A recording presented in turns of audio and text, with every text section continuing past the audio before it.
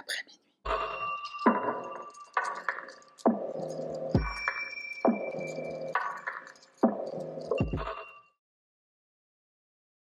Salutations mon cher panda, moi c'est Sahara, bienvenue sur la chaîne. Avant de commencer, je le rappelle, la deuxième chaîne YouTube est arrivée.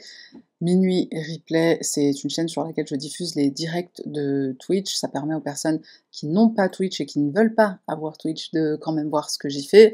Pour te résumer, en gros, donc en direct, je parle d'affaires criminelles en tout genre, souvent des affaires récentes, et c'est en mode chill, discussion, donc voilà, et tu peux commenter, c'est en temps réel, discuter avec les autres membres de la communauté des pandas. Si ça t'intéresse de venir voir les directs, pas besoin forcément de créer un compte, tu peux juste cliquer sur le lien de ma chaîne qui est en description. Et si tu préfères vraiment rester sur YouTube, du coup la chaîne secondaire est là pour ça. Je te mets un lien aussi vers cette chaîne, donc la rediffusion des replays. Et je précise au passage que les replays sont modifiés au montage, donc ils sont bien plus courts. En général, ça dure à peu près 1 heure, et les directs durent entre 2 heures et 2 heures et demie. Donc tu rates quand même certaines choses. Donc c'est quand même intéressant de venir sur Twitch. Mais voilà, c'est aussi disponible sur YouTube. Et trêve de blablaterie, on y va pour l'affaire de ce soir.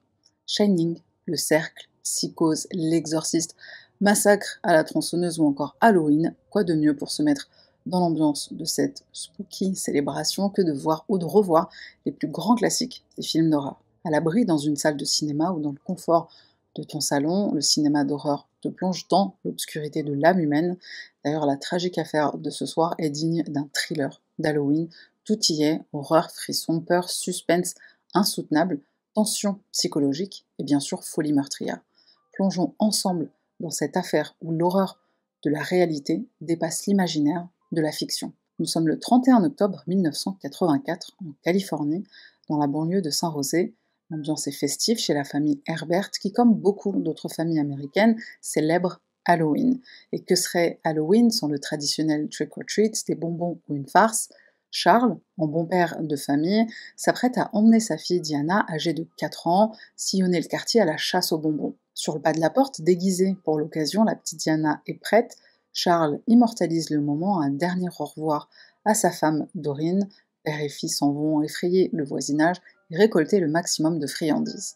Pendant ce temps, Dorine, qui est à plus de 8 mois de grossesse, elle reste tranquillement à la maison, elle distribue des bonbons aux enfants qui sont venus frapper à sa porte. La famille Herbert vit dans un quartier résidentiel sûr où tous les habitants se connaissent. Toutes les maisons sont décorées au thème d'Halloween, les maisons et les rues se sont parées de citrouilles lumineuses, de toiles d'araignées, de squelettes et de fantômes suspendus. Et parmi toutes ces décorations, déambulent sur les trottoirs les enfants en costume qui frappent aux portes avec espoir de remplir leur sac de bonbons. Une fois la tournée des maisons du quartier terminée, Charles et Diana rentrent à la maison. Charles dépose la fillette à Dorine et il s'en va faire un saut à la supérette pour acheter encore des friandises. À peine 15 minutes plus tard, Charles est de retour, il se gare devant la maison, mais tout juste arrivé, il remarque que la porte d'entrée est entr'ouverte. Étrange, se dit-il, son instinct ne va pas le tromper, ce qu'il s'apprête à découvrir est inimaginable. Mais avant de découvrir la suite des événements, faisons un bond dans le passé et intéressons-nous de plus près à nos protagonistes. Dorine Ray Hitchens Herbert naît en 1952 à Santa Clara en Californie. Elle est la fille de Catherine et Franklin Hitchens. Dorine est la 4e enfant d'une fratrie de 5.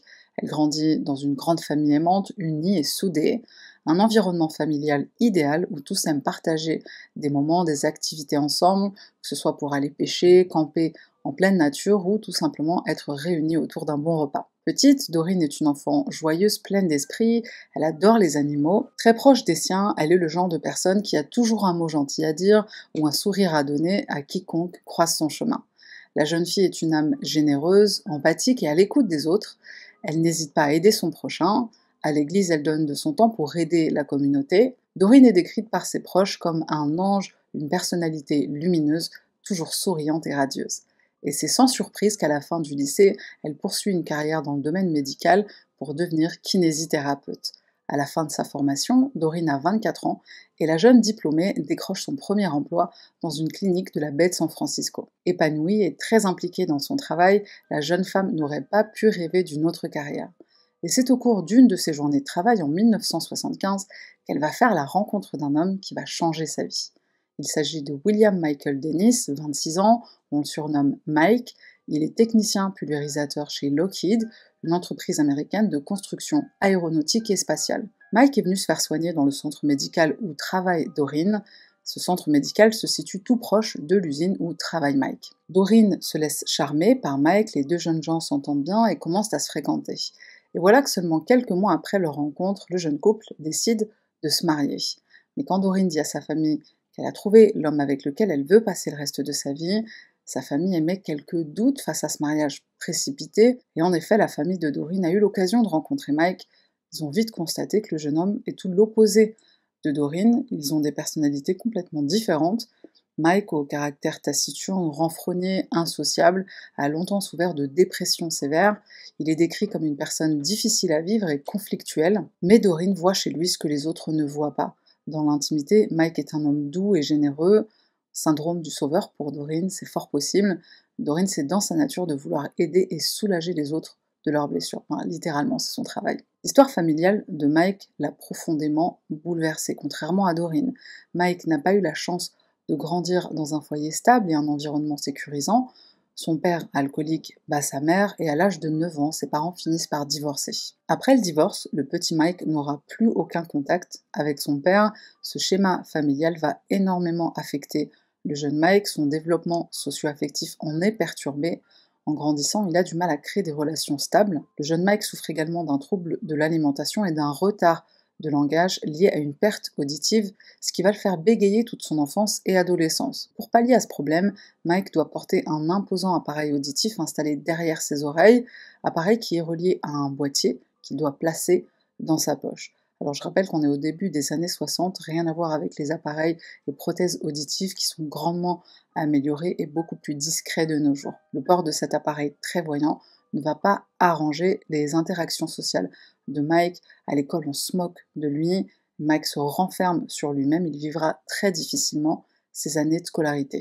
Ça a été difficile à vivre pour Mike, raconte Jim Parriott, un ami. À l'époque, son aide auditive, c'était un gros truc que vous mettiez dans votre poche, relié à un fil. Et à cause de ça, Mike n'a pas beaucoup interagi. Il n'a pas eu beaucoup de conversations avec les autres. Malgré le peu d'enthousiasme des proches de Doreen, le couple se marie quand même et un an après leur mariage, le 17 juin 1976, Doreen donne naissance à leur premier enfant, un petit garçon nommé Paul. L'arrivée de Paul semble apaiser les tourments de Mike, c'est un bon père. On ne peut pas en dire autant de son rôle d'époux. Les premières failles commencent à apparaître, les sautes d'humeur constantes et récurrentes de Mike perturbent la vie du couple. Mike peut être d'une humeur maussade puis joyeuse en un rien de temps, et de son côté, Doreen, en plus de son nouveau rôle de mère, elle se retrouve à gérer les changements de comportement, les changements d'humeur de son mari, ce qui engendre de nombreuses disputes au sein du couple. Doreen est fatiguée, épuisée émotionnellement par la situation, et ce qui va finir par briser le couple, ce sont les reproches injustifiés d'infidélité de Mike envers Doreen. Ces accusations de tromperie, c'est la goutte qui fait déborder le vase. Doreen confie à sa famille vouloir quitter son mari. En 77, soit 2 ans après leur mariage, Doreen demande le divorce. Commence alors une bataille judiciaire pour la garde de leur fils Paul. Bataille que remportera Doreen, et quant à Mike, il obtient un droit de visite. Cette décision ne fait que le bouleverser davantage, il se sent privé de son fils. Un an plus tard, en 1978, par une chaude après-midi d'été, Doreen sort du travail. Sur la route, sa voiture tombe en panne. Elle se gare sur le bas-côté, elle sort de sa voiture, elle espère obtenir de l'aide sur le bord de la route. La chance lui sourit. Cet après-midi-là, elle croise un bon samaritain qui s'arrête et lui propose son aide. Cet homme, c'est Charles Herbert, un homme sympathique, beau, grand, aux cheveux roux et bouclés. Dès que leurs regards se croisent, ils se plaisent. Coup de foudre, soyez pas droite. Ils discutent pendant que Charles jette un coup d'œil sous le capot de la voiture et le courant passe si bien qu'ils décident de dîner ensemble plus tard dans la semaine. Au cours de ce rendez-vous, Doreen avoue d'emblée à Charles qu'elle a un fils. Pour Charles, c'est pas un frein, bien au contraire, il veut apprendre à connaître Doreen et son fils Paul. Charles finit par rencontrer Paul et il se comporte à merveille avec lui. Charles emmène Doreen et Paul pêcher, camper, le trio passe de très bons moments ensemble comme une vraie famille. Doreen a trouvé chez Charles tout ce qui lui manquait dans sa précédente relation avec Mike. La jeune femme aime la stabilité émotionnelle que Charles leur apporte, elle est impressionnée par son allure, son charisme, sa joie de vivre, qui est contagieuse. Charles est un homme qui a la tête sur les épaules, il mène une vie stable, il est chef d'une entreprise de tapis prospère, propriétaire d'une maison. Après s'être fréquentés pendant un moment, Charles demande Dorine en mariage. Le couple célèbre leur union, et l'année suivante, en 1979, Dorine donne naissance à leur premier enfant, une fille nommée Diana. Par la suite, Dorine quitte son emploi de kinésithérapeute pour travailler comme secrétaire dans l'entreprise de son mari, Charles Scarpet Business. La petite famille a tout pour être heureuse, ils mènent une vie confortable dans leur grande maison avec piscine et jardin dans un quartier résidentiel de Saint-Rosé. Charles et Dorine élèvent Paul et Diana ensemble, et Mike, qui vit seulement à quelques pâtés de maison de son ex-femme, vient les week-ends de garde chercher le petit Paul pour passer du temps avec lui. Mike devient de plus en plus amer en voyant la nouvelle vie de famille que s'est construite Dorine.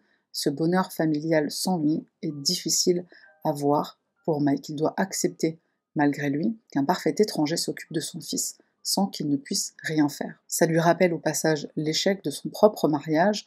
Un ressentiment immense grandit en lui et ne le quittera plus. Une après-midi, alors que Paul est âgé de bientôt 4 ans, il joue au ballon dans le jardin.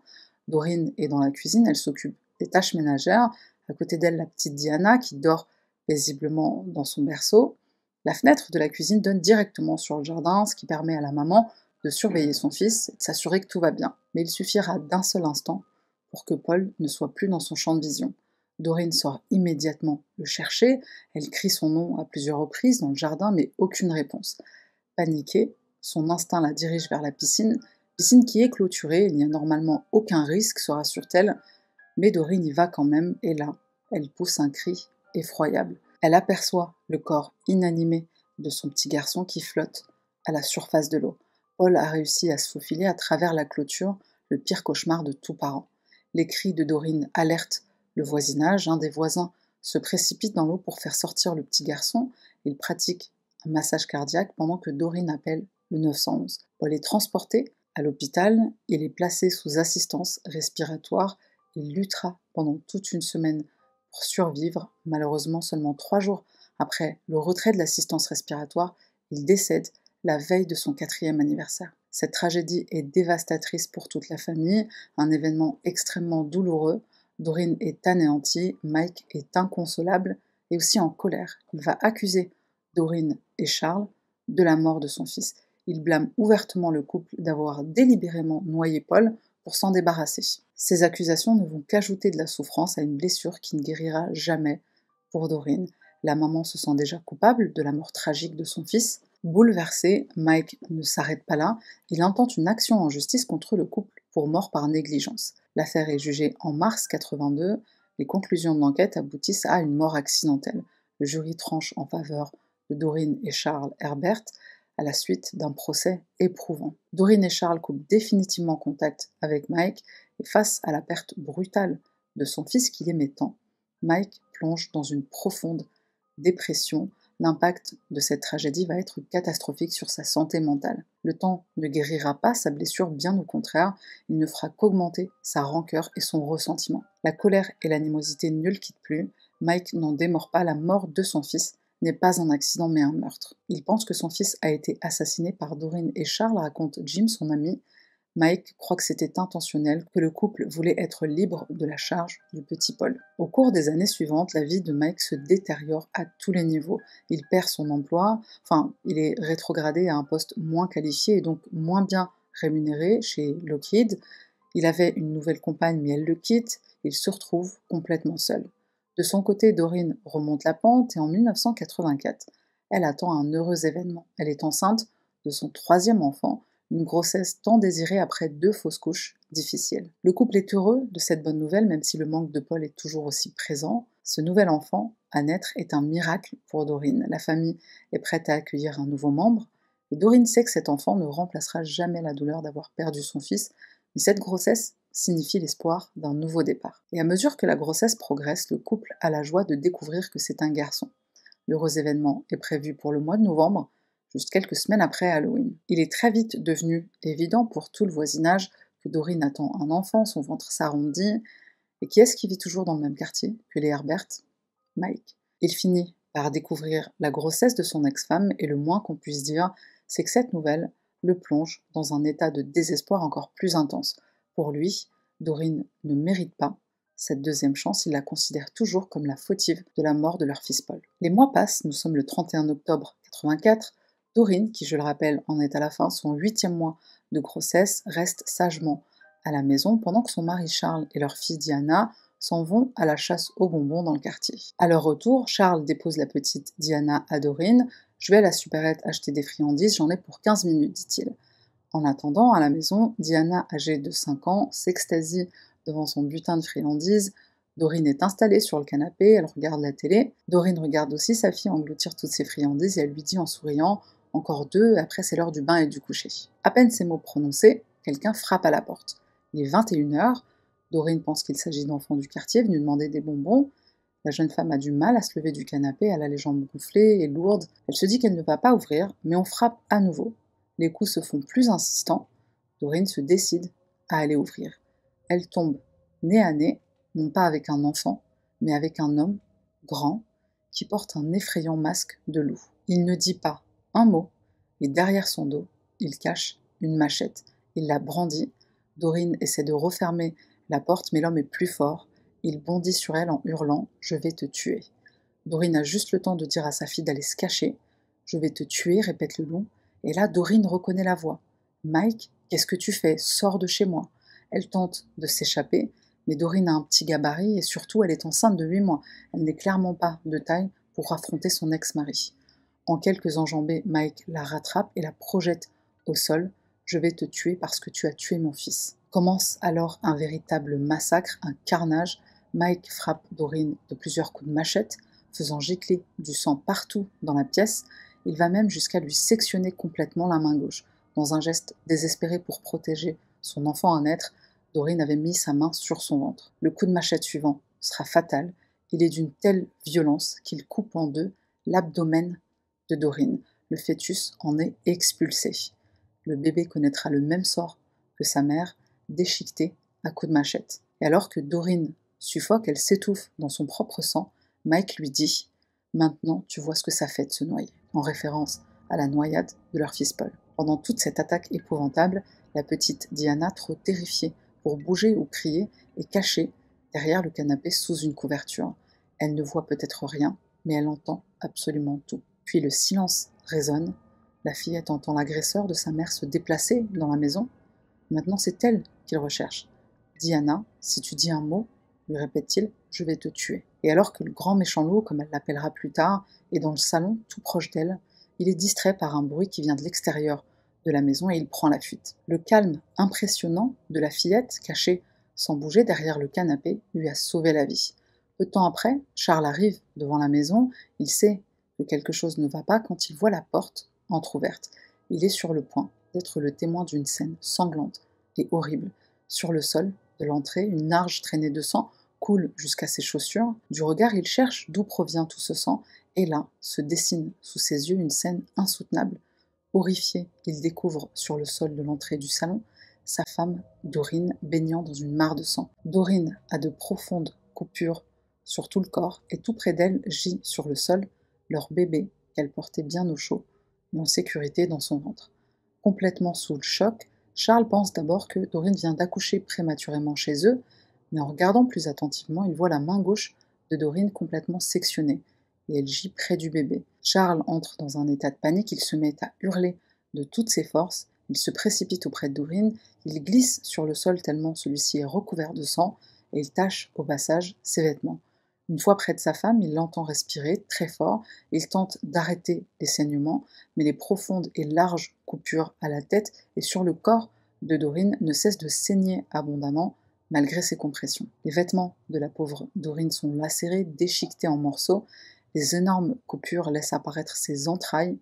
Totalement affolée, Charles commence à chercher sa fille.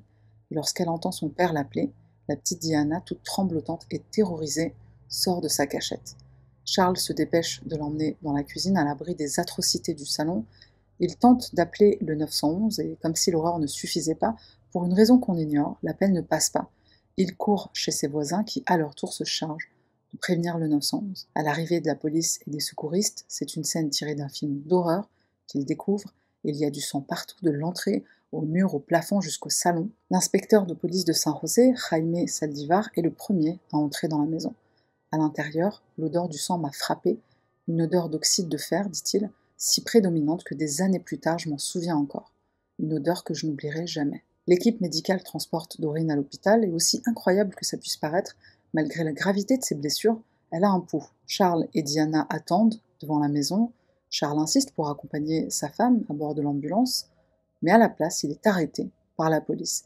Les officiers le voient recouvert de sang, son haleine sent fort l'alcool, ils le pensent impliqué. Il est clairement suspecté. Et de peur qu'il ne termine le travail dans l'ambulance en direction de l'hôpital, la police va le menotter et le placer dans leur véhicule.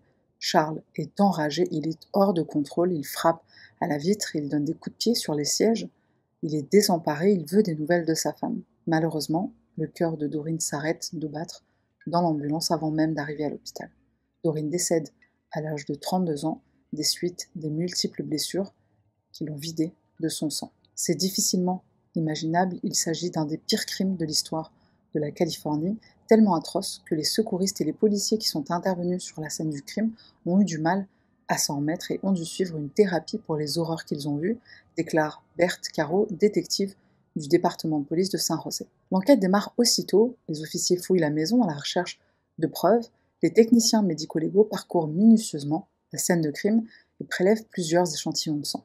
On inspecte les alentours et très vite, on découvre, près de la porte d'entrée, sur le porche, un masque en caoutchouc, un masque de loup, on dirait un masque de dessin animé avec les yeux exorbités, les dents acérées et une langue qui pend. Une large traînée de gouttes de sang va aussi attirer l'attention de la police, elle commence sur les marches de la maison des Herbert et elle mène au trottoir jusqu'à une allée piétonne où les traces de sang disparaissent soudainement. Les enquêteurs soupçonnent que le tueur s'est débarrassé de son masque, qu'il a ensuite marché, dégoulinant de sang jusqu'à sa voiture garée un peu plus loin. Charles, qui n'est pas encore informé du décès de sa femme, est longuement interrogé au poste de police. Il raconte être sorti acheter des friandises et sur le chemin, il s'est arrêté quelques instants chez ses voisins où il y avait une fête. Il a bu quelques bières, d'où l'odeur d'alcool que les officiers remarquent.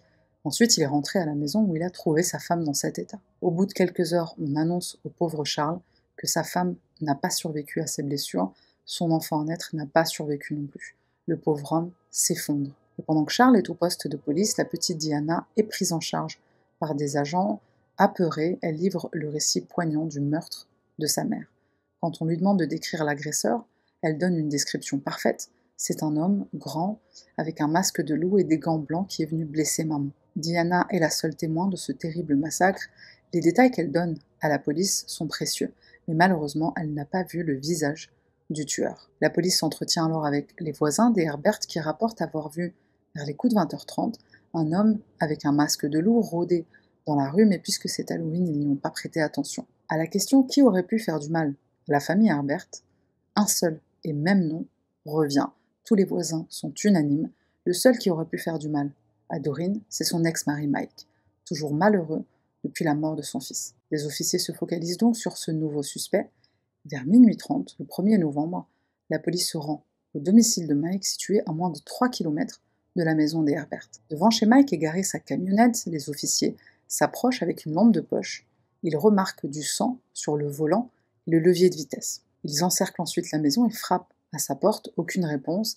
Ils aperçoivent de la lumière à l'intérieur de la maison et ils entendent de l'eau couler. Ils craignent que Mike soit en train d'effacer des preuves. Les agents frappent frénétiquement à la porte et demandent à Mike de sortir. On s'est tous regardés, déclare l'inspecteur Jaime Saldivar, et la première chose à laquelle j'ai pensé, à laquelle tout le monde a pensé, c'est que quelqu'un là-dedans est en train d'effacer des preuves. La porte s'ouvre enfin et c'est un mec en peignoir qui accueille les officiers. On l'informe que son ex-femme vient d'être agressée chez elle par un homme qui portait un masque de loup. Mike fait semblant d'être étonné et demande ce qu'il s'est passé, mais sa réaction est calme, il ne montre aucune émotion. Il fait entrer les policiers, qui ne tardent pas à remarquer le bandage sur sa main droite. Il lui demande d'où provient cette blessure. Mike leur répond qu'il s'est blessé en jouant avec un couteau de cuisine. Une explication plus que suspicieuse. La police obtient de Mike son consentement pour fouiller son domicile. Entrez, je n'ai rien à cacher, qu'il leur dit. La police découvre des gouttelettes de sang éparpillées dans toute la maison. Dans la salle de bain, ils retrouvent des compresses pleines de sang. Dans le garage aussi, il y a du sang un peu partout, sur le lave-linge et le sèche-linge. Les enquêteurs découvrent à l'intérieur du lave-linge des vêtements couverts de sang, une quantité bien plus importante que ce qu'on pourrait attendre d'une entaille à la main après avoir joué avec un couteau dans la cuisine. On demande à Mike sa pièce d'identité, Mike leur répond que son portefeuille se trouve à l'étage. L'inspecteur Saldivar l'accompagne de peur qu'il ne s'échappe ou qu'il ne récupère une arme. Arrivé à la chambre principale, Mike semble confus et il fait quelque chose qui n'échappera pas à la vigilance des agents. Il n'arrête pas de jeter des coups d'œil vers sa tête de lit. L'inspecteur Saldivar trouve ça suspect bien sûr et en fouillant derrière cette tête de lit, il découvre un revolver Magnum 357, revolver qui est chargé. Mike est arrêté sur le champ, on lui lit ses droits, il est emmené au commissariat. L'inspecteur Saldivar en est convaincu, Mike avait l'intention d'utiliser cette arme soit contre la police, soit contre lui-même. Pendant son interrogatoire, Mike nie toute implication dans le drame qui s'est produit. Je suis innocent, déclare-t-il. Malgré les preuves dont dispose la police, ce n'est pas assez solide pour le retenir plus longtemps. Mike est libéré après 48 heures de garde à vue. L'enquête se poursuit et quelques jours plus tard, un mandat officiel de perquisition permet à la police de fouiller la maison de Mike. Dans ses affaires, les officiers retrouvent un ticket de caisse d'une quincaillerie pour l'achat très étrange d'une machette Stanley avec une lame de 18 pouces, c'est-à-dire 45 cm.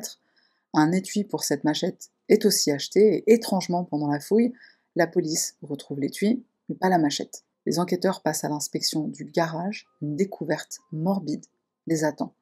2 cercueils, faits maison, des sacs mortuaires, des poids et une carte de la baie de San Francisco. Bon, à l'époque, il n'y avait pas Google Maps, donc une carte papier. La police découvre que le premier plan de Mike était d'attacher Charles et Doreen pour les enfermer dans ces cercueils faits maison qu'il lesterait avec des poids et ensuite il comptait les emmener sur son bateau pour les jeter en pleine mer.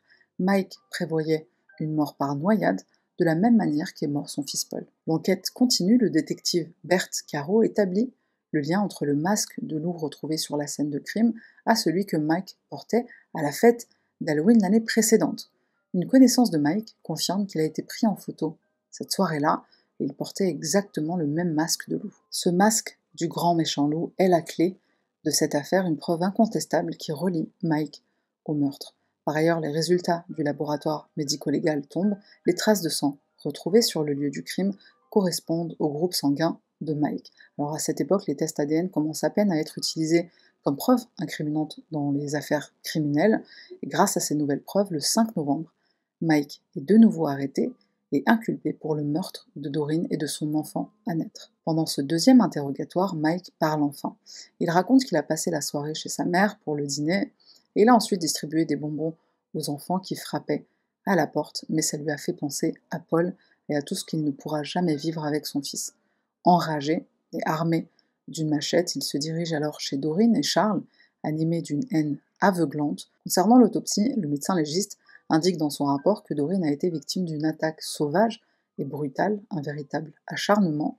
Son corps est entaillé à de multiples reprises, elle a des larges et profondes coupures à la tête et sur le corps, son crâne est fracturé, sa main gauche coupée au-dessus du poignet, et l'horreur arrive à son paroxysme, son ventre est coupé en deux, d'où apparaissent les viscères, une blessure béante de 25 cm sur l'abdomen et une autre de 15 cm d'où a été arraché le fœtus. Sur le bébé aussi, on constate sur son petit corps de multiples coupures et mutilations. Mike est jugé pour les meurtres de Doreen et de son enfant à naître en juillet 88. Il plaide coupable d'homicide involontaire.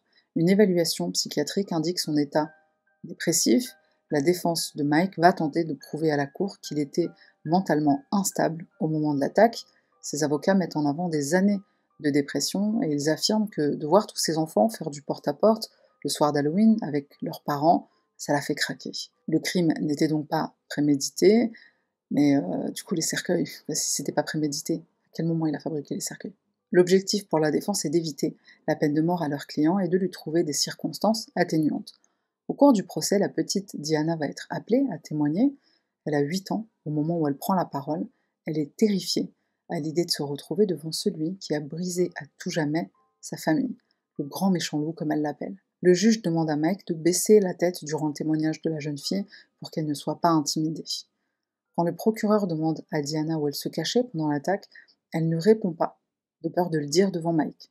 Elle racontera quand même à la cour avoir entendu l'homme qui a attaqué sa mère lui dire voilà ce que ça fait de se noyer. Cette phrase dite à Doreen n'est pas anodine, elle fait référence à la mort par noyade de Paul.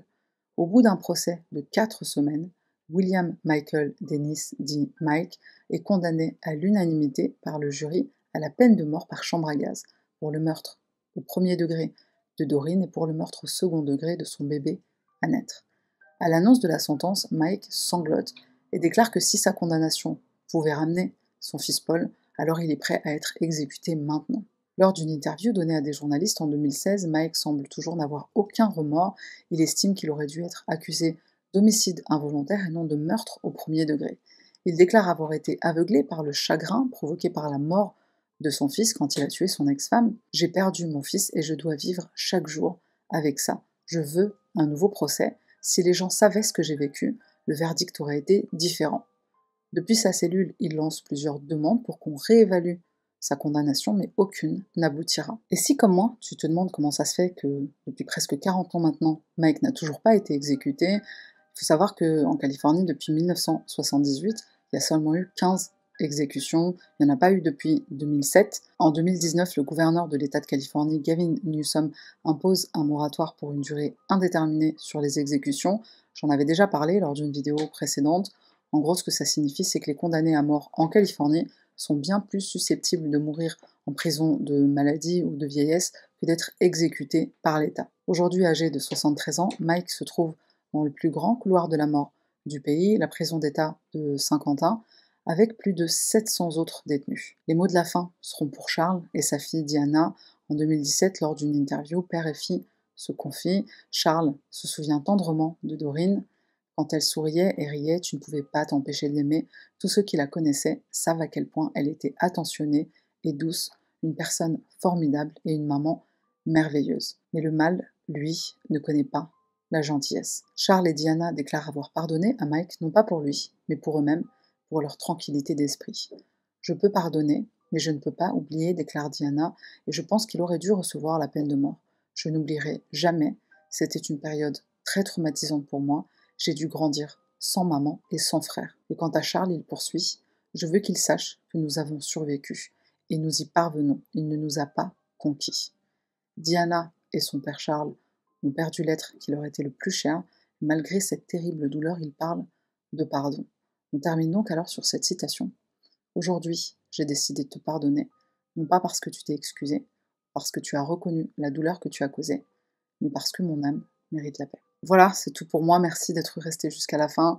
Merci pour les personnes qui sont abonnées et les personnes qui sont membres sur la chaîne. On se retrouve la semaine prochaine pour une nouvelle affaire.